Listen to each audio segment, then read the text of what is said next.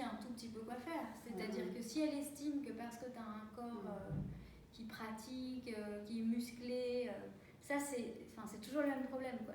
Par rapport au périnée par exemple, on peut penser qu'il faut un périnée musclé. Or, c'est pas qu'on veut un périnée musclé, c'est qu'on veut un périnée qui soit à la fois qui puisse se rassembler et puis se relâcher, quoi. Donc voilà, c'est comme c'est le fonctionnement d'un muscle. Mais ça, c'est hyper rare qu'une sage-femme comprenne ce truc-là, en fait. Enfin, comme tout le monde, en fait. C'est-à-dire que la sage-femme, elle n'est pas au même niveau que la population générale, quoi, si vous voulez. Je pense que dans les deux côtés, c'est marrant, en fait, c'est comme si c'était deux populations qui se rencontrent. Et on a énormément d'a priori plutôt positifs les uns les autres. C'est-à-dire qu'on se dit la sage-femme, c'est tout. Et on se dit le danseur c'est tout, quoi.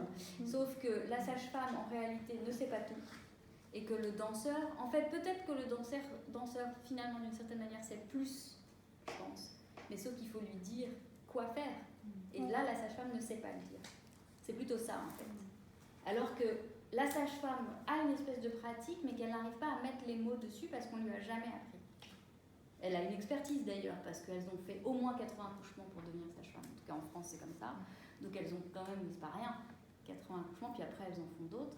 Donc elles ont une pratique, mais cette pratique, elles n'arrivent pas à l'élaborer pour pouvoir la transmettre verbalement, si vous voulez. Il y a un truc comme ça, j'ai l'impression.